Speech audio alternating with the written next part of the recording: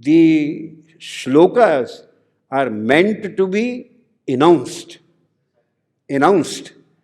रामचरितमानस, तुलसीदास की चौपाइयाँ गाई जाती हैं।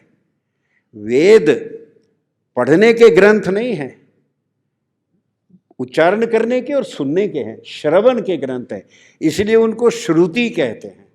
श्रुति कहते हैं, हमें उसको कभी लिखने से नहीं जोड़ते हैं।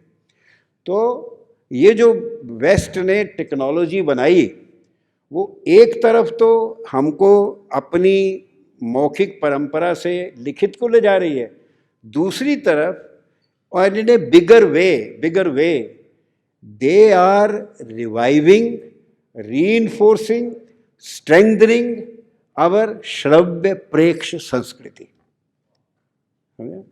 तो ज्ञान हमारे यहाँ पुस्तकों से नहीं आता, इसलिए यूनिवर्सिटियों में, किताबों में, इतिहास में रोमिला थापर ने नाम नहीं लिया, उसका कोई फर्क नहीं पड़ता। क्योंकि हमें ज्ञान के साधन, हमारे ज्ञान के साधन एक तो है गुरु और दूसरा है कथा प्रवचन परंपरा। अब कथा प्रवचन परंपरा का मतलब सिर्फ धार्मिक नहीं है। आदि शंकराचार्य ने तो घूम घूम कर पूरा वेदों का ज्ञान लोगों में बांट दिया, उनकी भाषा में।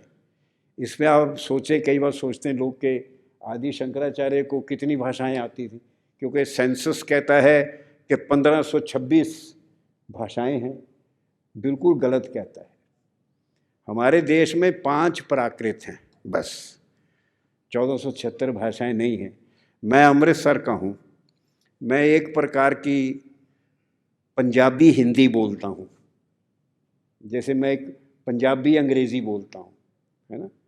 तमिलनाडु वाला तमिल अंग्रेज़ी बोलता है, हम क्या करते थे Pinglish, Tinglish, Binglish, Bengali English, Tamil English, Punjabi English.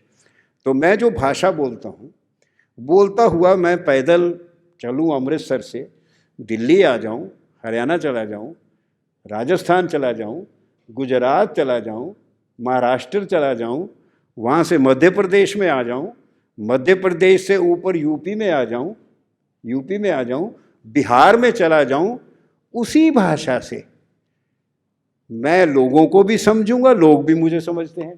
तो इतना बड़ा प्रदेश, मेरी बोली जो है, बोली स्पीच, उससे अगर आप लिखने में जाएंगे तो, स्क्रिप्ट में जाएंगे तो प्रॉब्लम हो जाएगी। आपको अगर गुरु ग्रंथ साहब छपा हुआ दे दिया जाएगा तो आपको प्रॉब्लम होगी, पर अगर आप आंखें बंद करके वो वाणी सुनेंगे तो आपको एकदम समझ आएगी। क्योंकि सारी भारतीय भाषाओं में बौद्धिक शब्दावली, बौद्धिक कंसेप्चुअल टर्मिनोलॉजी, सारी भारतीय भाषाओं की बौद्धिक शब्दावली एक ही है, शेयर्ड है। क्योंकि सारी भारतीय भाषाओं की बौद्धिक शब्दावली और व्यवहार की शब्दावली संस्कृत से है, और ज्ञान जो है सारा वेद उपनिषदों से है, सारी भाषाओं में।